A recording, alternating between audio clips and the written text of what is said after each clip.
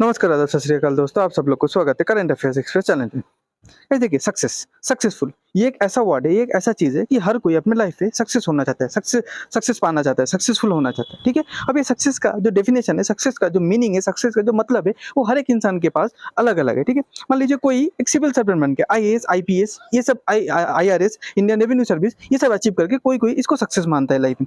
कोई-कोई बैंकर होके खुद को सक्सेसफुल मानता है, ठीक है? कोई-कोई डॉक्टर होके खुद को सक्सेसफुल मानते हैं, कोई-कोई इंजीनियर होके खुद को सक्सेसफुल मानता है या कोई-कोई टीचर, प्रोफेसर कॉलेज का होके बच्चों को पढ़ा के सक्सेसफुल मानता है या कोई-कोई आर्मी जॉइन करके देश को सेवा करके खुद को सक्सेसफुल मानता है। कोई-कोई क्या होता है सिर्फ पैसा कमा के, वो कैसे भी तरीके से पैसा कमा के खुद को सक्सेसफुल मानता है, ठीक है?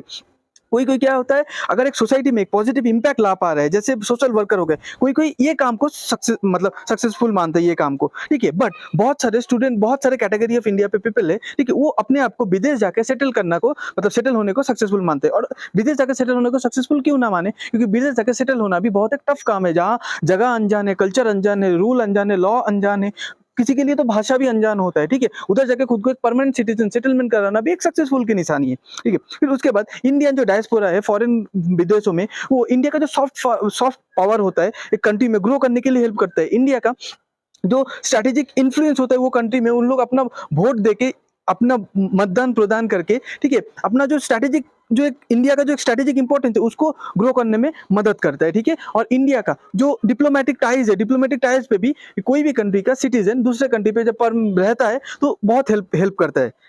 उसके बाद अगर आप देखिए तो इंडियन सिटीजन यूएसए का जो इलेक्शन है बहुत इन्फ्लुएंस करता है, तो इसीलिए यूएसए को इंडिया के साथ अच्छा रिलेशन बना के रखना पड़ेगा। अगर यूएस का प्रेजेंट गवर्नमेंट अच्छा रिलेशन नहीं बना के रखता है इंडिया के साथ और उसका जो अपोजिशन पार्टी का लीडर इंडिया के साथ अच्छा रिलेशन बनाने की बात करता है, तो जितना भी इंडियन सिटीजन यूएस पे रहता है वो अपोजिशन लीडर को वोट देगा। तो ये एक बहुत बड़ा पॉलिटिकल इन्फ्लुएंस है जो एक कंट्री का डायस्पोरा दूसरे कंट्री पे इन्फ्लुएंस करता है, ओके? फिर उसके बाद अब कोई भी बड़े बड़े कंपनी देखो, जैसे आपका हो गया वर्ल्ड बैंक हो गया, गूगल हो गया, एडोबी हो गया, आईबीएम हो गया, माइक्रोसॉफ्ट हो गया, ये सब अगर वर्ल्ड बैंक को भी देखो कि वर्ल्ड बैंक का जो प्रेसिडेंट है वो इंडियन है, गूगल का सीईओ, आईबीएम का सीईओ, एडोबी का सीईओ, माइक्रोसॉफ्ट का सीईओ, ये भी इंडियन है। तो इंडियन का जो ब्रेन है, मतलब इंडियन ब्रेन, ये सब बड़े बड़े वर्ल्ड इकोनॉमीज को आज चला रहा है, आजकल इन्फ्लुएंस कर रहा है, ठीक है? ये सभी इंडियन माइग्रेंट्स है। फिर इंडियन प्राइम मिनिस्टर जब जाता है, ये सब इकट्ठा होकर उनको एक वार्म वेलकम देता है।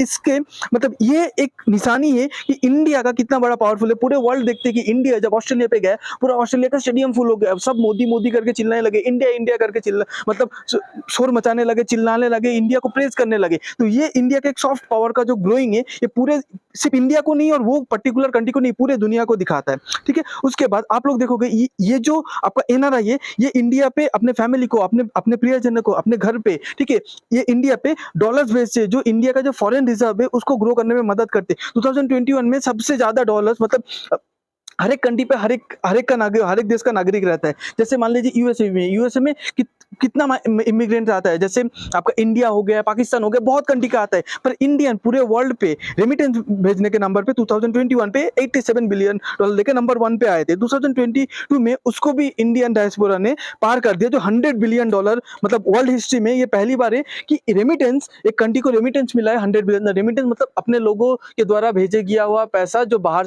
पे उन लोग कमाया है, वो जब अपने देश पे घर वाले को, इंडिया को जब पैसा भेजते हैं उसको बोलते हैं रेमिटेंस, ओके?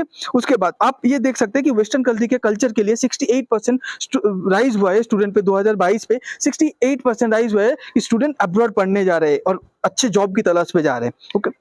उसके बाद बट इन सब के बीच देखा गया है कि बहुत बड़े बड़े आईआईटी ग्रेड्स और एमबीए ब्रेन्स, ओके, जो लोग आउट ऑफ इंडिया चले गए थे काम के लिए, वो अभी इंडिया वापस आना चाहते हैं, उन लोग अभी इंडिया पे रिटर्न कर रहे हैं। पर ऐसा क्यों?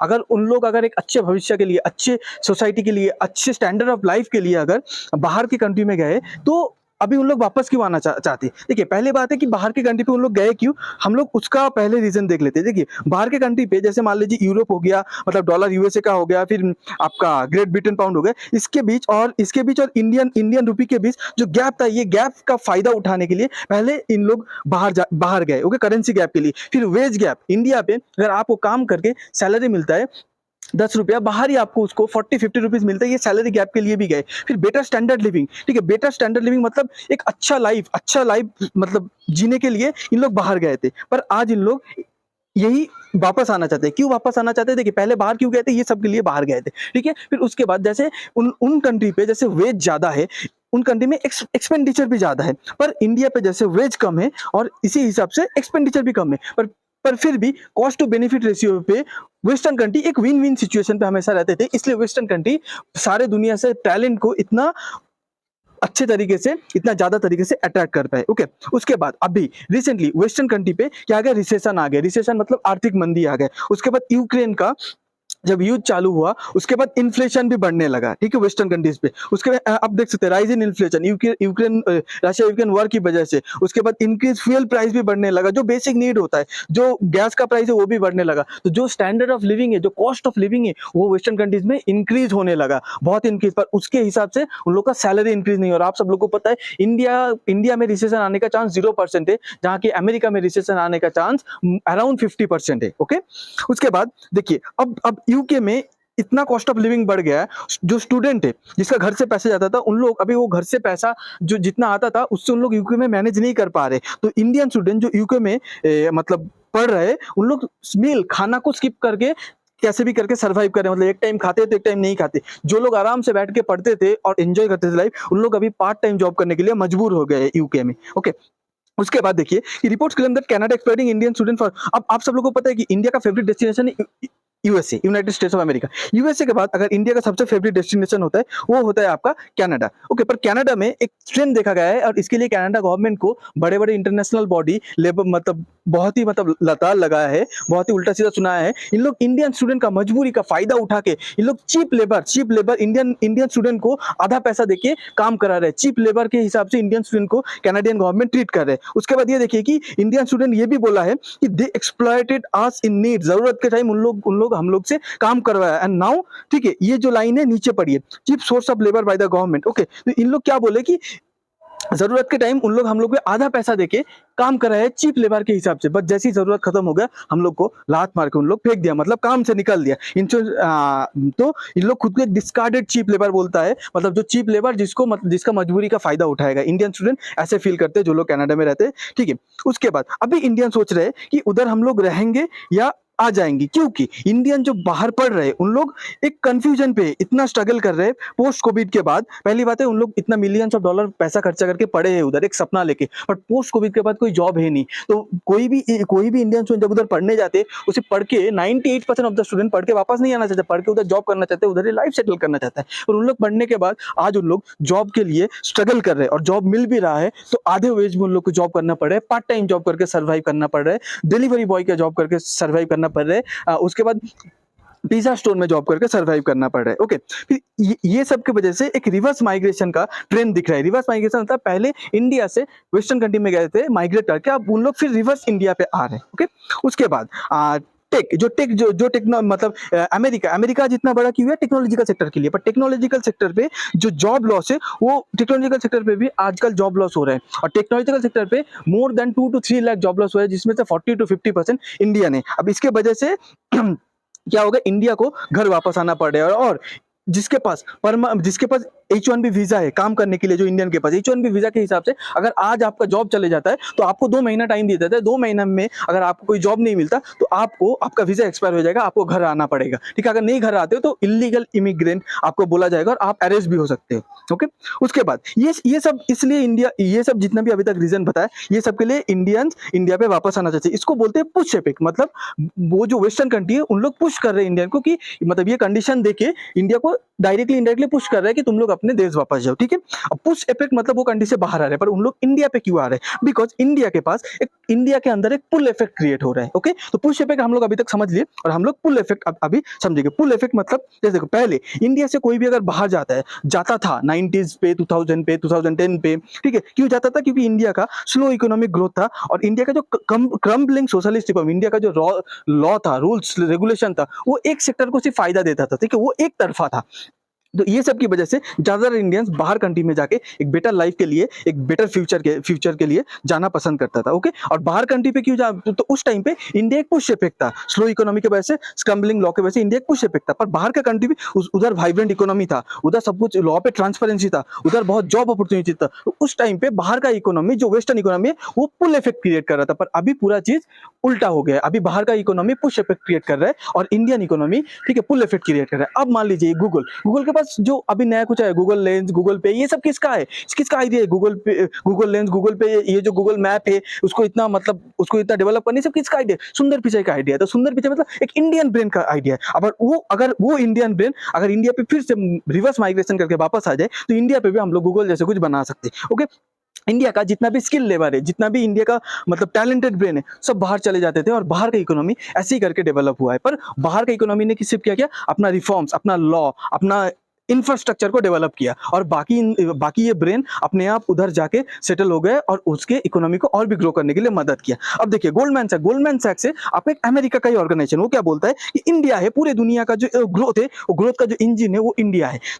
तो ये सब चीज जो बाहर एनआरआई है, उन लोग को भी पता चल रहा है, उन लोग दिख रहा है कि हमारा मिट्टी जिधर से हम जुड़े हुए हैं, आज वो कितना प्रगति कर रहे हैं। और जो मिट्टी को छोड़ के हम लोग अभी ये वेस्टर्न इकोनॉमी पे आ गए हैं, उधर ना जॉब है, इतना मतलब स्टैंडर्ड ऑफ लाइफ लिविंग भी गिर रहा है, और परचेसिंग पावर भी गिर रहा है हम लोग का, और कॉस्ट भी बहुत हाई हो रहा है, और सैलरी का उतना ग्रोथ है भी नहीं, ओके। उसके बाद India to become world third largest economy by, अब इंडिया देखिए, जब जब सब बाहर माइग्रेट कर रहे थे 90s के टाइम, 20s के टाइम, उस टाइम पे इंडिया का इकोनॉमी टॉप 20 पे भी शायद नहीं आता था, या टॉप 20 पे भी आता था, ठीक है। पर अभी इंडिया की इकोनॉमी टॉप 5 पे है, 3 से 4 साल बाद इंडिया की इकोनॉमी टॉप 3 पे आ जाएगा। तो ये भी एनआरआई देख रहा है, ये भी एनआरआई फॉलो कर रहे हैं, इसीलिए ये भी एक पुल इफेक्ट क्रिएट कर रहा है for NRI, for Indian brains. अब इंडिया पे मैं मानता हूँ बहुत ऐसे वर्कर्स है जो लोग जॉबलेस है, इंडिया पे ह्यूज पॉपुलेशन है जो जॉबलेस की प्रॉब्लम से जूझ रहा है। पर जो स्किल वर्कफोर्स है, उन लोग ठीक अपने आप रास्ता इंडिया पे रह के इंडिया पे भी अपना जॉब, अपना रास्ता ढूंढ पा रहे हैं। जो लोग अंबर, इसका सबसे बड़ा हम लोग को जो भी थम्स अप देना चाहिए मेक इन इंडिया को। मेक इन इंडिया की वजह से स्किल लेबर को बहुत हेल्प हुआ है। उसके बाद इंडिया का जो हाईली एजुकेटेड वर्कफोर्स है, उन लोग भी सेल्फ डिपेंडेंट हो रहे हैं, उन लोग भी स्टार्टअप बना रहे हैं, उन लोग भी मतलब यूनिकॉर्न बना रहे हैं। यूनिकॉर्न मतलब आप लोग को समझ जाता हो, जो स्टार्टअप जिसका वैल्यूएशन $1 बिलियन के ऊपर हो जाता है, मतलब इंडियन रुपीज में 8,300 करोड़ का अगर कोई कंपनी का वैल्यूएशन हो जाता है, उसको यूनिकॉर्न बोलते हैं, ठीक है। तो इंडिया पूरे ग्लोबली, जहां इंडिया टॉप 50 पे भी नहीं आता था एक टाइम पे, आज इंडिया थर्ड पे आ रहा है startup ecosystem, number of startup के लिए। टेस्ला जैसे कंपनी, ठीक है, जो चाइना को छोड़ के इंडिया पे आके कार मैन्युफैक्चरिंग करना चाहता है। एप्पल अपना 18%, जिधर एप्पल का 1% भी, ठीक है, मैन्युफैक्चरिंग प्रोडक्शन यूनिट इंडिया पे नहीं था, आज एप्पल का 18% प्रोडक्शन यूनिट इंडिया पे ऑलरेडी है, और एप्पल और भी लाना चाहता है, ओके। मतलब एप्पल इंडिया में 2025 तक 18% करना चाहता है, उसके बाद एप्पल का टारगेट है उसको 30% करना, ओके। उसके बाद इंडिया भी खुद से भी बहुत कंट्रीब्यूट कर रहा है। जैसे इंडिया अपना इकोनॉमिक ग्रोथ को मतलब पुश दे रहा है, जैसे इंडिया पे रिसेशन आने का चांस ही नहीं है, तो ये भी एक पुल इफेक्ट जनरेट कर रहे हैं। इंडिया अपना इंफ्रास्ट्रक्चर पे इतना खर्चा कर रहे हैं, modern highways, modern railways, high speed train, modern port facility, deep sea port facilities, ये सब भी इंडिया डेवलप कर रहे हैं। Metro system, transportation system develop कर रहे हैं, ये भी एक इकोनॉमी के लिए पुल इफेक्ट होता है, ओके। उसके बाद इंडिया ह्यूमन डेवलप इंडेक्स, जो एक वर्ल्ड वाइड इंडेक्स है, उसमें भी देखा गया है कि जो लिविंग स्टैंडर्ड के लिए इंडियन माइग्रेट करते थे वेस्टर्न इकोनॉमी में, आज उन लोग रिवर्स माइग्रेशन कर रहे हैं, क्योंकि इंडिया का, ठीक है, स्टैंडर्ड ऑफ लिविंग स्टैंडर्ड भी इंप्रूव हो रहा है, ओके। अभी पहले क्या देखा जाता था, पहले most of the NRIs New York पे प्रॉपर्टी खरीदते थे, दुबई पे प्रॉपर्टी खरीदते थे, पर कहीं मतलब बहुत ही कम एनआरआईज इंडियन रियल एस्टेट पे इन्वेस्ट करते थे। पर आजकल देखा जा रहा है इंडियन रियल एस्टेट पे पैसा लगा रहे एनआरआई, पर इन्वेस्टमेंट के पर्पज से नहीं, खुद को रहने के लिए, क्योंकि उन लोग उधर से रिवर्स माइग्रेट करके फिर से इंडिया में आना चाहते हैं, और शायद उन लोग का इंडिया पे कभी घर बनाए नहीं खुद का, तो इसलिए उन लोग रियल एस्टेट में भी पैसा डाल रहे हैं, रियल एस्टेट भी खरीद रहा है खुद को रहने के लिए, नॉट फॉर इन्वेस्टमेंट पर्पज के लिए नहीं है, ओके। फिर उसके बाद जब कोविड आया, जब कोरोना आया, तब सबको इमोशनली अटैच कर दिया कि हम लोग कहाँ से आए, हम लोग का लाइफ में पैसा ही क्या सब कुछ है, हम लोग को अपने परिवारजनों के साथ जिधर पैदा हुए, क्या हम लोग को उधर वापस नहीं जाना चाहिए। ये भी एक बहुत बड़ा फैक्टर है। जब इंडिया का ये बहुत ही हिस्ट्री रहा है, इंडिया ने अपना सिटीजन को मुसीबत के टाइम दूसरे कंट्री में कभी भी ऐसी मरने के लिए या ऐसी प्रॉब्लम फेस करने के लिए नहीं छोड़ दिया। ऑपरेशन समुद्र से तो कोविड के टाइम चलाया गया है, मालदीव से पैसेंजर इंडियंस को लेके आने के लिए भारत वापस। उसके बाद आप लोग सोचते ऑपरेशन देवी शक्ति। ऑपरेशन देवी शक्ति क्या है? जब अफगानिस्तान में जब काबुल क्राइसिस हुआ था, ठीक है, 2 साल पहले, उस टाइम पे ऑपरेशन देवी शक्ति चला के हर एक इंडियन को अफगानिस्तान से एयर लिफ्ट किया गया था। ऑपरेशन गंगा, जब यूक्रेन और रशिया का युद्ध चालू हो गया था, बहुत कंट्री ने, ठीक है, अपने अपने सिटीजन को बोला तुम लोग कैसे भी करके मैनेज करके इस कंट्री पे आ जाओ, उस कंट्री से हम लोग तुमको एयर लिफ्ट कर लेंगे। पर इंडिया वही वॉर टोन कंट्री पे रशिया के साथ बात करके वॉर को मतलब एक दिन के लिए स्टॉप करके ऑपरेशन गंगा चला, गंगा चला के, ठीक है, अपने अपने सिटीजन को एयर लिफ्ट किया है। उसके बाद अभी रिसेंटली सूडान पे जो क्राइसिस हुआ है, उधर आप देख सकते हैं इंडिया ने अपना सभी पैसेंजर को एयरलिफ्ट किया है, पर अमेरिकन ने बहुत सारा अमेरिकन सिटीजन्स को सूडान पे ऐसे ही छोड़ दिया, छोड़ के, ठीक है, वापस आ गए। ठीक है, उसके बाद जब जब कोविड चालू हुआ, जब पूरे वर्ल्ड अपने अपने जो रिसोर्स है उसको सिक्योर कर रहा था, इंडिया अपने देशवासी के लिए फ्री में फूड ग्रेन्स बांट रहा था। ठीक है, कहीं जगह रश नहीं हुआ। अमेरिका में सब मारामारी चालू हो गया कि फूड ग्रेन सिक्योर करने के लिए, पर इंडिया सबको फ्री में फूड ग्रेन बांटे। इंडियन गवर्नमेंट सबको फ्री वैक्सीनेशन दिया है, जिधर हर एक अमेरिकन को पैसा पे करना पड़ा था वैक्सीनेशन का हर एक डोज लेने के लिए। ओके, फिर उसके बाद अगर इंडिया अपने आप को, ठीक है, अपने ये पुल इफेक्ट को और भी बेहतर करना चाहता है, तो इंडिया पे जॉब अपॉर्चुनिटी क्रिएट करना होगा, इंडिया पे इंफ्रास्ट्रक्चर क्रिएट करना होगा, इंडिया पे एजुकेशन सिस्टम को क्रिएट करना होगा, और इंडिया पे हेल्थ केयर सिस्टम को, एजुकेशन सिस्टम इंप्रूव करना होगा, हेल्थ केयर सिस्टम को भी इंप्रूव करना होगा, तभी ये पुल इफेक्ट को इंडिया हमेशा रिटेन कर पाएगा।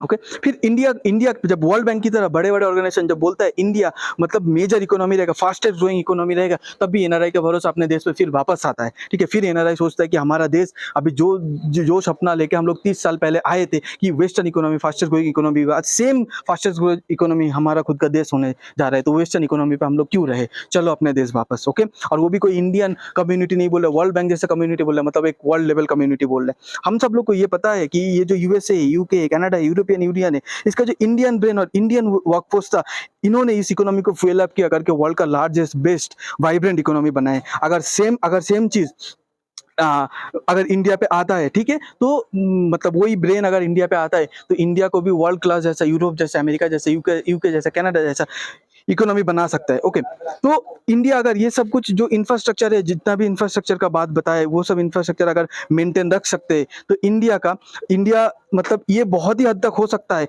कि जो इंडिया का देशवासी, जो सिटीजन, ठीक है, स्टैग्नेंट वेस्टर्न इकोनॉमी पे अभी भी रहते हैं, ठीक है, और रहने के बारे में सोच रहे हैं, उन लोग रहने के बारे में जो सोच रहे हैं, सोचना छोड़ देगा। जो लोग रहते हैं वो स्ट्रांगली ग्रोइंग इंडियन इकोनॉमी पे आ जाएगा। उन लोग किस लिए आएगा? उन लोग आएगा एंटरप्रेन्योरशिप के लिए, उसके बाद उन लोग आएगा जॉब क्रिएशन के लिए, उसके बाद उन लोग एजुकेशन के लिए आएगा। और ऐसा भी देखा जा सकता है, जैसे हम लोग उस कंट्री के लिए फॉरेनर है, उन लोग सोचे कि हम लोग के कंट्री में इतना कुछ अच्छा था, इसलिए फॉरेन से सब आके हम लोग के कंट्री में आके जॉब की अपॉर्चुनिटी ढूंढने लगे, एंटरप्रेन्योरशिप, नए नए कंपनी ओपन किया, एजुकेशन के लिए आते। तो अगर इंडिया भी ऐसा करके पुल इफेक्ट क्रिएट करके रखता है, तो ये दिन दूर नहीं है दोस्तों कि जिस दिन फॉरेन से, जिस दिन यूरोप से, जिस दिन अमेरिका से, जिस दिन यूके से, ठीक है, स्टूडेंट आएगा, सिटीजन आएगा इंडिया पे पढ़ने के लिए, इंडिया पे जॉब की तलाश में, इंडिया पे आके एंटरप्रेन्योरशिप, इंडिया पे स्टार्टअप ओपन करने के लिए। ओके, तो एक बात जाते जाते बोल देता हूँ कि पहले ऐसा था, मतलब पहले था कि इंडियंस ब्रेन ड्रेन, इंडिया का जो ब्रेन को जो ड्रेन किया है वही वेस्टर्न ब्रेन का गेन हुआ है, पर अभी ये रिवर्स होने जा रहा है। तो इसका मतलब यही होगा कि वेस्ट मतलब हम लोग का फिर इंडियन जो ब्रेन अगर इंडिया पे वापस आएगा, तो वेस्ट का ब्रेन जो गेन हुआ था वो फिर ड्रेन होना चालू हो जाएगा। आप सब लोग को इसके बारे में क्या लगता है गाइस, प्लीज कमेंट करके बताइएगा। ये वीडियो को अच्छा लगे तो लाइक कीजिए, शेयर कीजिए, सब्सक्राइब कीजिए। आप सब लोग को बहुत बहुत धन्यवाद अपना कीमती टाइम देने के लिए। Thank you.